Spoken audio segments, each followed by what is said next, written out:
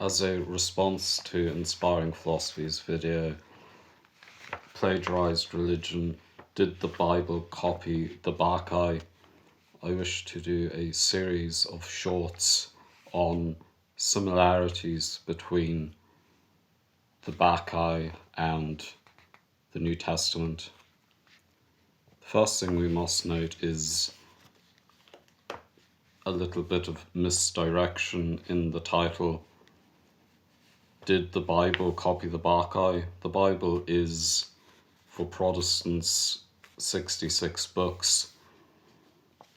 And I think that about 30 odd of them, most of them are in the Old Testament. I don't think that anybody is seriously saying that the Old Testament copied the Bacchae. However, and another bit of apologetic misdirection is the use of the term plagiarized. It sets up a false dichotomy of it's either, in Michael Jones's mind, something is either 100% plagiarized or 100% original. This is the false dichotomy that he is setting up. Nobody is saying that the Bacchae, that the New Testament plagiarized the Bacchae, or that the Gospels plagiarized the Bacchae. For that to happen, then every time one would have taken the Bacchae, and every time that Dionysus showed up, he would have stroked out Dionysus and inserted the name Jesus. Nobody is saying that at all. However, what we are saying is that the New Testament writers were influenced by Euripides and the Bacchae. And I just watched his video. The atheist that he was critiquing was very poor. However, one thing I did not like about Inspiring Philosophy's video is that he had this silly music in the background saying, oh, look at this silly atheist with his silly beliefs. I think the background music in Inspiring Philosophy's video was poisoning the well. However, the person he was critiquing was extremely poor and didn't articulate his point at all well.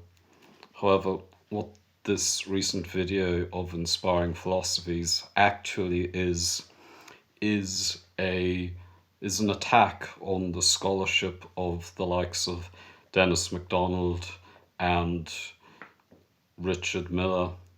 And I email Dr. Richard C. Miller, and sometimes he emails back. I would love to have him on the stream sometime. I'll send him this video. However, I think that Michael Jones's video is well poisoning. He had like some silly oboe music in the background to mock his atheist interlocutor, and I thought that was a bit below the belt. However, the apologist's tactic here is to emphasize the differences between the New Testament and the Bacchae. Okay, these two texts or collections of texts are different. However, what I would like to do is to illustrate some of the similarities. And one similarity, and this might be an obvious one, but it bears stating. This is the critical text of the New Testament. We open it up to the Gospel of Matthew, whereas this is Euripides' Bacchae. We open it up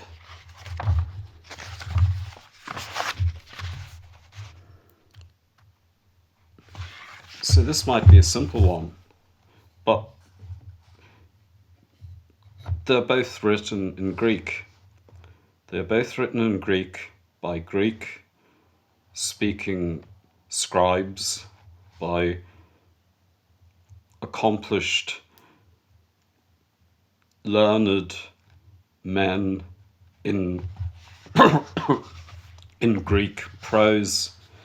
And I was reading I was reading one counter-apologist. He calls himself Celsius or Celsus. I think his first name might be Matthew. His second name escapes me at the moment, but he was saying that the Gospels are essentially prose novels. So, and I actually agree with him, with Matthew on this. The Gospels are not histories or bioi. Bioi means biography in ancient Greek. One might also sometimes hear the term vitae. Vitae is Latin for autobiography. Matthew, Mark, Luke, and John, they aren't histories or biographies. They are prose novels, in my view. But it bears repeating that they're both written in Greek by people in the Mediterranean at roughly the same time. And what is more, prose novelists, one of the texts that they had to study was this text. One of the texts that they had to copy out by hand was the Bacchae. One of the texts that they studied in the School of Greek Composition was this text. And so that's one similarity. There are more similarities, but that is one similarity, that they are both written in Greek. And Michael Jones, if you disagree with the scholarship of Dr. Richard C. Miller, instead of going after TikTok atheists, why not go after Richard C. Miller himself? Why not go after him yourself? Why? You have a master's degree and yet you seem to pick on village atheists and TikTok atheists and amateurs. Why not pick on someone your own size? And stop poisoning the world with that silly music.